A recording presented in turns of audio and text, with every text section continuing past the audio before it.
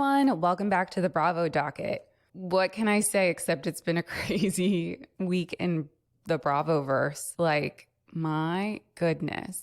It's so much. It's so much. I mean, this was not even on our radar at all. Like, what we're recording today was not on our radar. No. Like, we had a list going.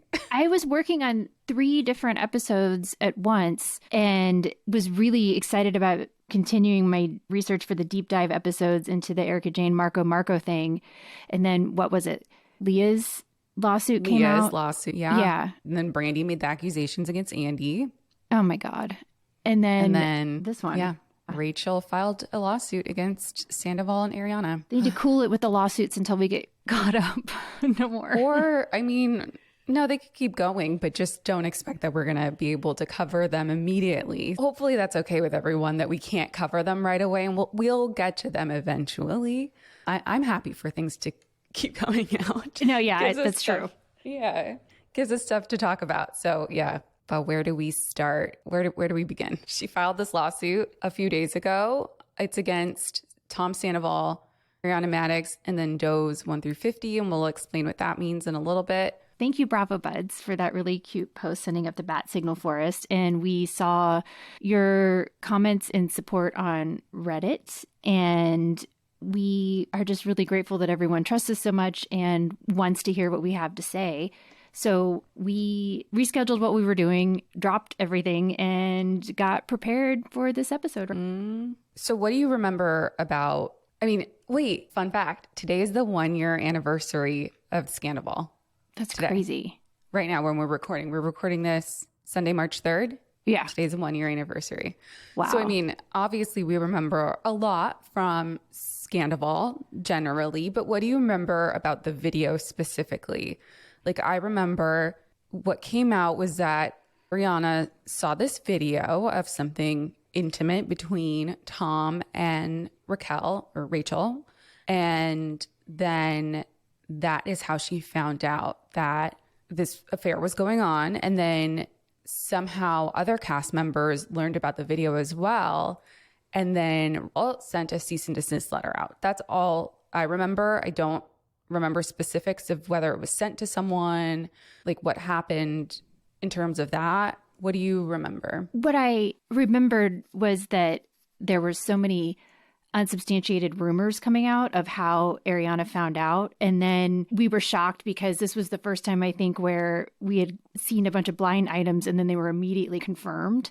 But I had to go back and look at an August 16, 2023 Rolling Stone article where Rachel stated what happened because I couldn't remember exactly. She said that the FaceTime call occurred in March 2023 when she was in New York doing press for Vanderpump. And she said, quote, "I decided to be adventurous and look at the adult section on the TV. And Tom and I FaceTimed a lot, so it turned into something more of an intimate FaceTime. I expected to have privacy in that moment, so that happened."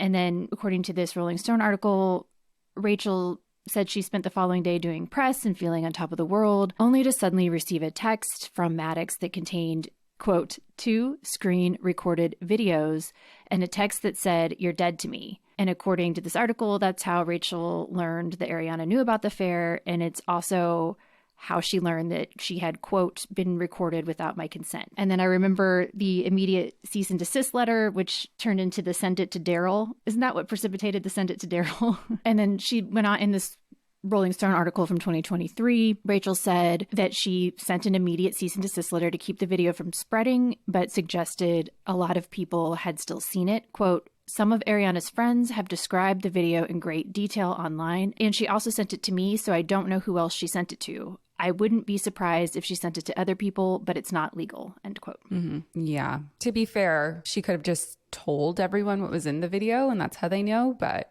we don't know. So some little fun things that I remembered as this lawsuit came out. So August 19th, we were trying to put out content where we just explain little legal concepts without necessarily it being tied to a specific lawsuit. So we did a post on 1-party and 2-party consent states. And obviously it stemmed from this situation, but again, we didn't know the details of it. So it was just sort of like if this is what happened, then here's the law so you guys know. And we made that on August 19th. And then Rachel followed us a few days later on August 21st. And I was like, oh, she maybe saw this post. And then she filed the lawsuit February 29, 2024. So I found that to be interesting. Yeah. When you put that together, I was like, whoa. Yeah. Anyway, so one of the first questions that I saw was what a Doe lawsuit is. And because this lawsuit, like I mentioned, is Rachel against defendants Tom Sandoval, Ariana Maddox, and then Does 1 through 50. And people were like, what are Does? Like, what does that mean? Does that really mean that there are 50 other people involved in this? And that's not necessarily true. And just a reminder, neither of us are barred to practice in California. I took the California bar, but that doesn't mean I'm a licensed attorney here yet. You did pass, though. You did pass first try. Yeah. And we're barred in different states. However, we have the ability to look this stuff up. And under California Code of Civil Procedure 474, if you don't know the name or identity of a defendant, you can still name them in the complaint by naming them as a Doe. So it's a stand-in name like John Doe, Jane Doe for an unknown defendant. The benefit of doing that is that if there's a statute of limitations with the claim that you're trying to bring, which is like the timeline by which you have to bring the claim, even though you don't know the defendant's identity yet, you can put it in as a placeholder and then not waive that timeline. So not, have the timeline run out before you figure out their identity. So as you figure out the names, then you can amend the complaint and add them as named defendants in the complaint. And that usually comes out through the discovery process. I imagine in this instance, should it get into discovery, Rachel will want to get discovery on whether people did receive that and if they then sent it to other people. So then she can amend the lawsuit and add them as named defendants for violating the laws, as we'll get into them. So, here's an example that I got from the World Wide Web. Just this has nothing to do with this case, but imagine like a personal injury case where you go in for surgery and you come out and you have a sponge left in your stomach after surgery and you are out. So you have no idea the names of the surgeon or the surgeon's assistant or the nurses. I mean, hopefully you know the name of your surgeon, but maybe the assistants and you don't know necessarily who left the sponge in. This is a way you can, put in a placeholder until you figure out who was at fault. So.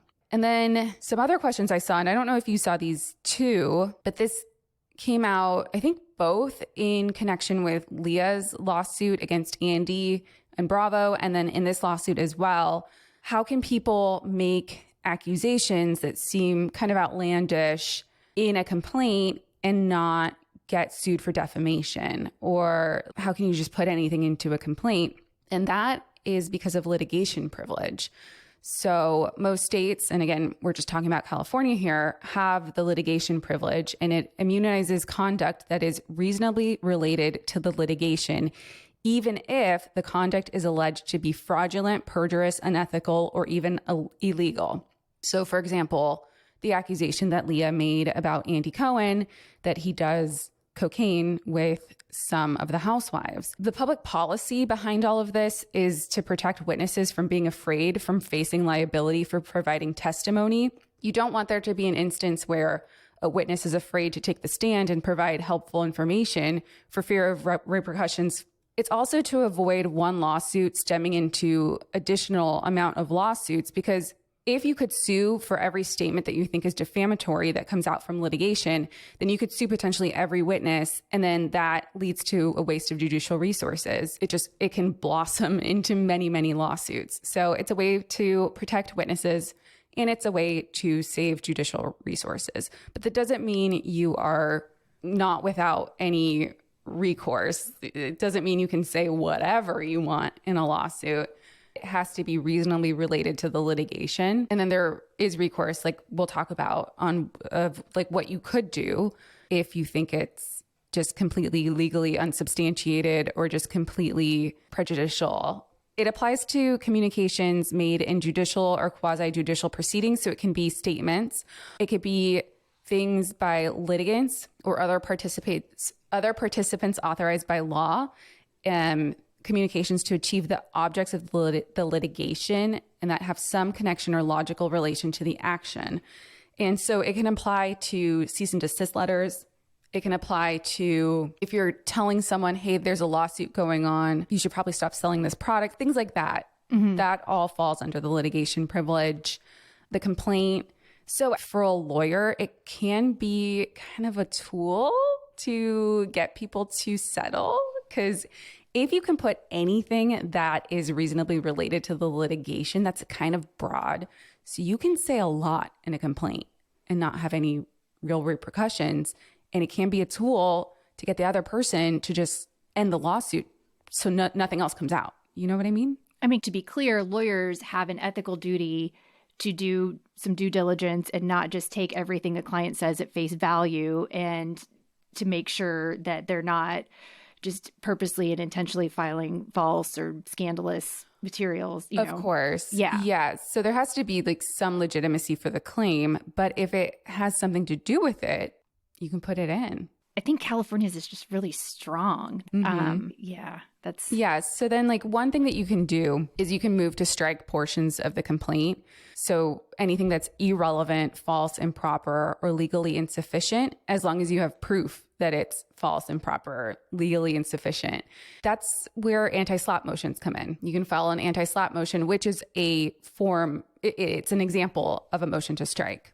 You can also, if you have proof that someone's lying on the stand, that's committing perjury. So you can pursue charges for committing perjury. So that's another form of recourse, but it has to be untrue. As a lawyer, you also have an ethical duty to not put anyone on the stand that you know is going to provide false testimony. Correct. Yeah. So that's the litigation privilege. But I think the questions that came out, and to be completely honest, I have not read the complaint all the way through, but I know that there are allegations made of Lisa Vanderpump and I think James, and people are like, well, they're not even in this lawsuit. Why can she get away saying this stuff if it's unrelated? And we'll get to that. And I haven't read it, so we'll provide our opinions when we get through there. She also, accuses Bravo of some conduct as well. So they're not even named defendants. So yeah. All right. So I thought it would be helpful to go over the law or have the law in our heads before we read through the complaint so that you guys can be seeing whether or not when reading this, you think that these laws have been violated or that there's liability here. Do you want to start with the eavesdropping code? Yes. And who is the eavesdropping against? Is that just against Tom? Yeah. So that's just against Tom, and then Does 1 through 50. Again, she put Does 1 through 50 for every cause of action because who knows who else was involved? Right. Like maybe Schwartz eavesdropped. Who knows? Who knows? We're not saying he did. We're not saying he did. Right. Right. And I guess to start, so California does have really strong laws, litigation privilege, and then also privacy. They have really strong consumer privacy laws. This one's eavesdropping, and it's called the California Invasion of Privacy Act. But if you guys get those pop-ups where it's like, accept the cookies, which I think anytime you go to a new website, you probably get that. European websites do it. California also does it. So any business that does business in California that has a website has to have that up because of California's really strong privacy laws. Yeah. So to establish the eavesdropping claim, Rachel would have to prove that Tom intentionally recorded, and the jury instructions say conversation, by using an electronic device, and that Rachel had a reasonable expectation that the conversation was not being overheard or recorded, and that Tom did not have the consent of all parties to the conversation to record it, and that Rachel was harmed, and that Tom's conduct was a substantial factor in causing Rachel's harm. Right. This is how you get recourse for the two-party consent. Because California is a two-party consent state, which means both parties have to consent to being recorded. And this is the statute that codifies that. So, and a lot of states are not. Which is crazy. We've been talking about it at work because of all this. And it's like, why even have a law that that's not one-party consent, that just record everything you want, So the penalties for this, you can have the defendant pay $5,000 in statutory damages for each illegally recorded conversation, or 3 times the actual economic damages you suffered because of the privacy breach. That's a lot. It'll be interesting to see if it gets that far, how she's going to set a value to that. But even still, you could still get $5,000 for every time it happened. So, all right, let's talk about the next one. So the next one is what is colloquially referred to as the revenge porn cause of action. And it says a private cause of action lies against a person who intentionally distributes by any means a photograph, film, videotape, recording, or any other reproduction of another without that person's consent if 1, the person knew or reasonably should have known that the other person had a reasonable expectation that the material would remain private, 2, the distributed material exposes an intimate body part of the other person or shows the other person engaging in an act of intercourse, oral copulation, sodomy, or other act of sexual penetration. And 3, the other person suffers general or special damages as further described in the section. And then distribute. This law was recently changed in California due to a case where a woman, her boyfriend or ex-boyfriend had nude pictures of her and he blew them up and put them on his truck and drove it around town. I'm not kidding. I was researching this and I was like, oh my God. So September 30th, 2022, Governor Newsom signed a bill expanding the previous revenge porn legislation to include public displays of intimate images without consent. And they stated victims of revenge porn are harassed, humiliated, and traumatized, sometimes for a lifetime. That's why I wanted to close this loophole. And they said, for example, in Shasta County, a victim discovered an enlarged naked image of herself on the side of an ex-boyfriend's truck. And she could not seek protection under the current revenge porn statute because the image was not distributed according to the statute, but it was instead publicly displayed. Can you imagine? Yeah. I mean, that is not what I think she's alleging here. No, but yeah. So distribute now means it includes exhibiting in public or giving possession. And there are exceptions to that, but it specifically states that distribution can't be a matter of public concern or public interest solely because the depicted individual is a public figure.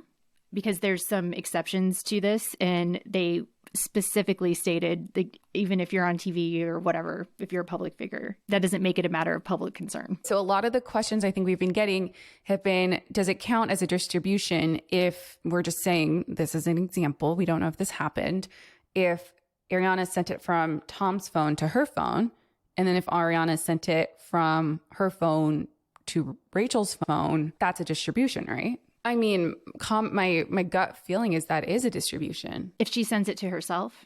Yeah. She's sending it from someone else's phone to her phone. Yeah. Exhibiting in public or giving possession. She's giving herself possession of something that she didn't have. Yeah, if she sent it to her own phone. Mm-hmm. And then sending it to Rachel's phone, that's also a distribution in my opinion, because Rachel didn't even know it existed. So she's now getting possession of something. Yeah, I mean, I think this is going to be, depending on like how all the facts come out, I think this is going to end up getting litigated. It does say a person intentionally distributes an image described in subparagraph A when that person personally distributes the image. Can you reread that? Yeah, a person intentionally distributes an image described in subparagraph A when that person personally distributes the image. Mm-hmm.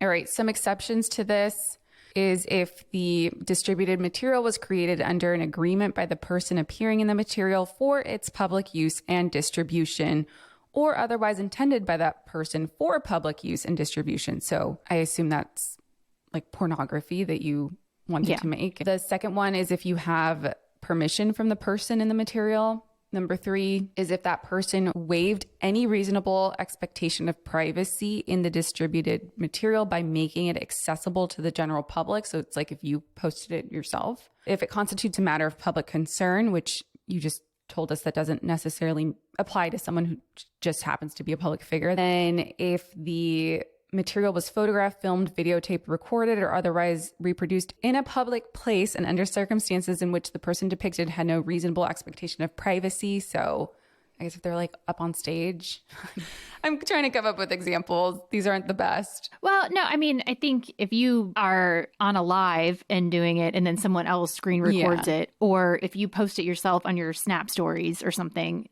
Right. Yeah. Or if you're on a stage. And then number 6, the distributed material was previously distributed by another person unless the plaintiff served on the defendant by certified mail a notice to cease distribution of the material and the defendant failed to cease distribution within 20 days of receiving the notice. I think that's just giving notice. So if you, for example, if you thought it was okay to have it, I mean, I feel like that's probably the intent of that. If you have a website that does this sort of thing and you thought that it was recorded consensually and then you get the letter informing you that it's not, then you have 20 days to get everything down so that you're not liable just because you didn't know. Right. Yeah, that's true. This is not legal advice. I'm just No. We're just giving our thoughts on the statute. And then the penalties here. Yeah. So the court can order equitable relief against the person violating the statute, which means it can be a temporary restraining order or a preliminary injunction or a permanent injunction, ordering whoever it is to cease distribution of the material. I don't know if you watched the Pam and Tommy series. It's really well done. But, Pamela Anderson's whole lawsuit where the video of her and Tommy Lee was distributed.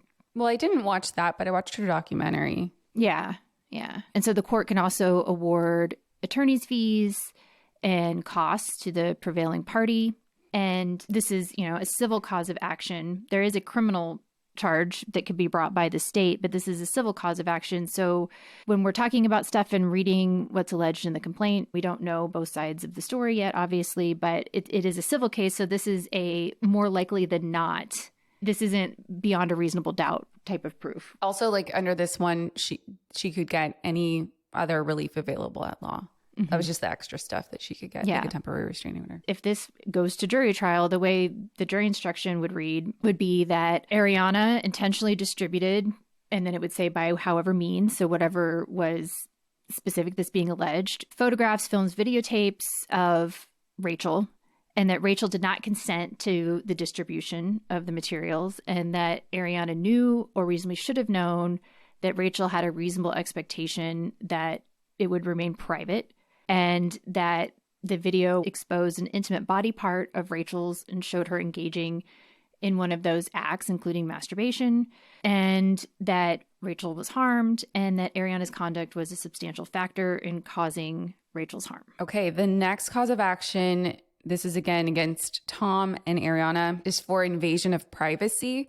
And in California, there are 4 types of invasion of privacy causes of action. There's public disclosure of private facts, intrusion into private matters, misappropriation of a person's name or likeness, and portraying a person in a false light. And I think her cause of action here is most likely under number 2, which is intrusion into private matters.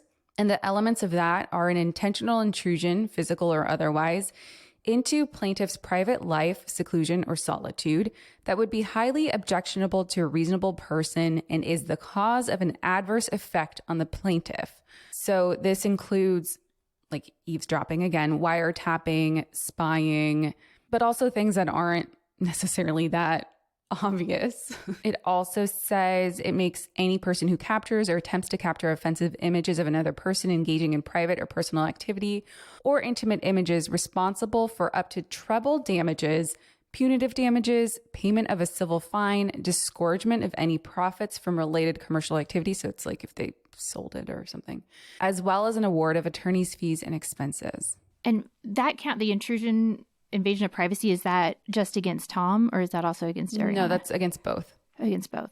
Yeah. So those jury instructions would read that Rachel had a reasonable expectation of privacy in the act of performing whatever she was doing in the video with Tom, and that Tom and or Ariana intentionally intruded into that, and that Tom and or Ariana's intrusion would be highly offensive to a reasonable person, and that Rachel was harmed, and that Tom and or Ariana's conduct was a substantial factor in causing Rachel's harm. The California pattern jury instructions say in deciding whether or not Rachel had a reasonable expectation of privacy in the act she was performing in the video, you should consider, among other factors, the identity of the defendants and the extent to which other persons had access to, like I was saying, if she was doing this in a public place and then had Tom on, she wouldn't have an expectation of privacy. And then the means by which the intrusion occurred. And then the jury instructions say, in deciding whether an intrusion is highly offensive to a reasonable person, you must consider, among other factors, the extent of the intrusion, Tom and or Ariana's motives and goals, and the setting in which the intrusion occurred. To clarify, this one doesn't require any sexual act being performed or anything. It's anything where you would imagine that your conversation or whatever is private. And if that got out and someone was like eavesdropping intentionally, it would be highly offensive to you. So it's not only having phone sex or whatever. It can include very private conversations that someone is like wiretapping your phone to hear.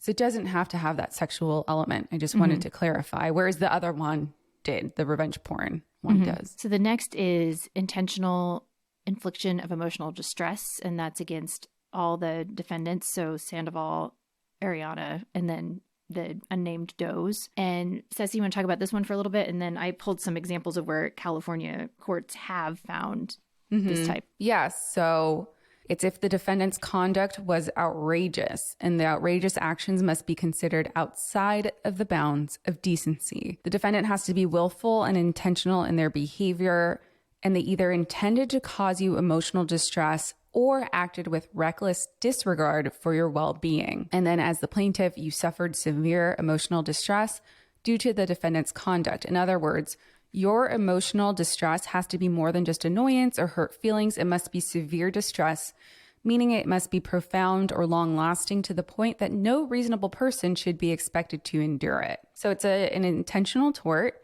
and this one's kind of funky, but it has to be just someone does something so outrageous that it causes the other emotional distress, and that can include feelings of suffering, anguish, shock, grief, fright, humiliation, anxiety, worry, and more. And you do not have to experience any physical injury to bring a claim of intentional infliction of emotional distress. Oh, you also don't have to prove conclusively that the defendant intended to harm you. Instead, you only have to show that the actions were intentional. Okay, so I'm reading the jury instructions again. I always start with the jury instructions when I'm either evaluating any type of claim, because that's what the jury is going to have to look at to decide. It's just lays everything out simply. So here, the California pattern jury instructions would say something like this. Rachel claims that Tom and Ariana's conduct caused her to suffer severe emotional distress. To establish this claim, Rachel must prove all of the following: that Tom, Ariana, defendant's conduct was outrageous, and that the defendants intended to cause Rachel emotional distress, or that the defendants, meaning Tom, Ariana, and whoever, acted with reckless disregard of the probability that Rachel would suffer emotional distress, knowing that Rachel was present when the conduct occurred, and that Rachel suffered severe emotional distress, and that the defendant's conduct was a substantial factor in causing Rachel's severe emotional distress. The trial court determines whether a defendant's conduct may be reasonably regarded to be so extreme and outrageous as to permit recovery. And then the jury determines whether the conduct has been extreme and outrageous to result in liability. Otherwise stated, the court determines whether severe emotional stress can be found, and the jury determines whether the evidence has in fact existed, if that makes sense. And so it's generally very hard to prove these types of claims. And I wanted to find some examples of where the court has found in California what can constitute severe distress. And the California Supreme Court has set a high bar for that. And so they've said severe emotional distress means emotional distress of such substantial quality or enduring quality that no reasonable person in civilized society should be expected to endure it. And there are some examples here. California courts found where a television reporter interviewed 3 young children on camera with no adult present concerning the murder of 2 playmates who lived next door and about which the children were previously unaware. There was a patient who adequately alleged that an anesthesiologist engaged in extreme and outrageous conduct after patient complained of waking up during surgery. Anesthesiologist brought a container of blood and tissue that had been removed during surgery into recovery room and showed it to her. And then this case was crazy to me. A plaintiff was severely injured from a fall from a cliff above the Sacramento River. And even though he couldn't recall exactly how or why he fell, he sued his 2 companions, asserting multiple causes of action, including intentional infliction of emotional distress. The conduct alleged included the following: causing the plaintiff to fall over the edge of the cliff, knowing he was in need of assistance, the ability to summon aid with minimal effort and no risk of danger, and then making a conscious decision not to summon aid for selfish and or unreasonable reasons, and taking steps to delay the fact that he fell off a cliff, like removing his stuff from the cliffside. And the court said, yeah, that's sufficient to state a cause of action for intentional infliction of emotional distress. So intentional means more than non-accidental conduct. The wrongful act must also be, and this is in this context of intentional infliction of emotional distress, which can also be reckless. The wrongful act must be directed at the plaintiff or be in the plaintiff's presence. And there's just some weird case law on this too. So in a California case, a defendant therapist had a sexual relationship with the plaintiff's wife while she was his patient, and the plaintiff sued for intentional infliction of emotional distress. And then summary judgment for the therapist was affirmed. And it said here the declarations established that the sexual encounter in question was an accident and in no way directed at plaintiff. I don't know how that works. And then furthermore, with respect to the husband's claim that the therapist bragged about it, the declaration showed that it was the husband who approached the therapist and pressed him for details on exactly what happened. And then there was no cause of action for intentional infliction of emotional distress against a defendant doctor that could be based on allegations that the defendant doctor artificially inseminated the plaintiff's wife without his consent and was the natural father of the resulting child. Like, what? Facts are nuts. There is a case where it was alleged that 2 officers sent accident scene pictures of a decapitated decedent in emails to people unrelated to the accident investigation with the intention of causing family members emotional distress. And they pled a cause of action for intentional infliction of emotional distress, even though they were not present when the pictures were disseminated. And the court found that that was properly pled. I think that's what Vanessa Bryant won her case. And it's a very similar set of facts. And then malice is not essential. So a malicious or evil purpose is not essential to liability. And this is for the reckless element. So it's sufficient that the defendant devoted little or no thought to the probable consequences of his or her conduct. I think we should stop here on the law and get into the complaint. Hopefully that's a good little primer on the law of the causes of action that Rachel has brought here. So as we go through the facts, you can have that in the back of your head. Yeah. All right, we're stopping here. This is going to be a 2-part episode. To listen to what was alleged in the complaint, go to part 2, which should be out now or very shortly.